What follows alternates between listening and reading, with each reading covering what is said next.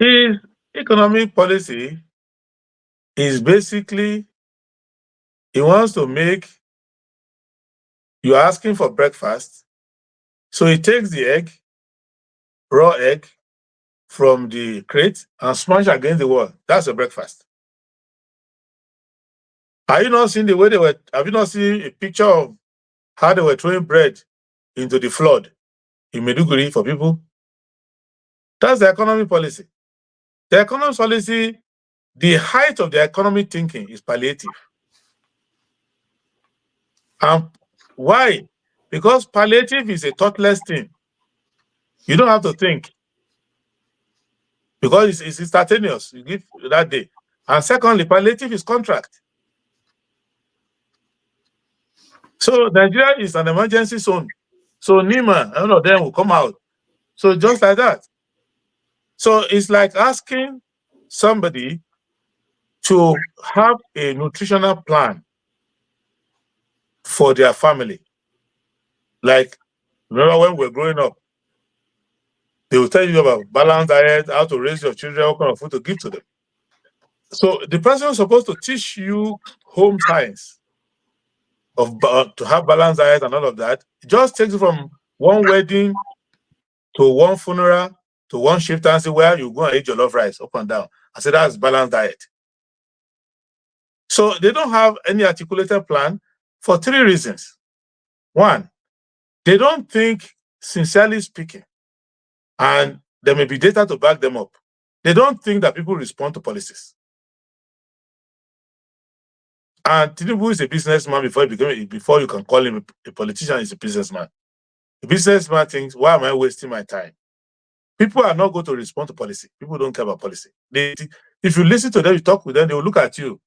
They will sympathize with you like, oh, you are in secondary school or you are in university, you are in the Afri Tower. What are you talking about? What's all this? When you are propounding concepts and policies on TV, they're just laughing. That look at this man, he thinks we're in America. What is he saying now? So because they know the people and they have a transactional relationship with the people, they know the numbers that win elections historically. And they know the middlemen and all the local people they use. And they know that if they annoy this one, annoy that one, they will lose election like in Osun State. And that if you annoy this one, and if you don't annoy this one, you call do this one, call do that one, you win election as in Edo State. So they know all of that. So they don't bother about policy. That's number one reason. Second reason is that the people they have been honed in politics.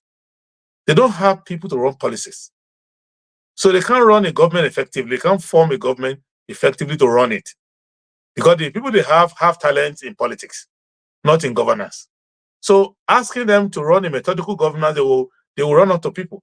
And they will be forced to take people who don't belong in their system to come and help them run it. And so that will create massive panic in their system. And that will also change the direction of their own group agenda. Because then you'll be forced. It's happened to PDP before. When Obasanjo took over government, he brought a lot of people from who are not originally PDP to come and help with the administration. So different people came in from different parts of the country, home and diaspora. And they were running a government. And it was not a PDP anymore. It was about running a government. And they don't want to do that. So that's not APC style. The third reason is that the proper running of government and formulating these policies, they are going to lead to some socio-economic redistribution. And the empowerment of the people is not one of the items in their calculus. Because politicians worry, myopic politicians worry about how do they deal with people who you cannot give handout. People who cannot come to your house to say, I have 3 children, they are going to school, I don't have money to pay. My wife is in labor room, I want to deposit 150,000 naira and rolling on the ground and say, help me. So my daughter is jobless. Please, can you write a letter so that she can go to this place and get a job? They cannot live outside that. And that is where the country is going to take them to. They must live in that atmosphere where people don't need to do that, where you run a system that people go and collect their right.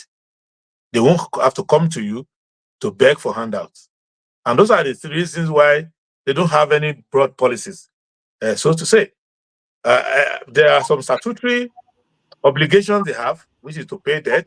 IMF, World Bank, and the other donors, the other lenders will ask them to pay. They have an obligation to pay salaries, for example, and contractors will put them under pressure for them to pay contractors. So they can do all of that. That's what they call governance.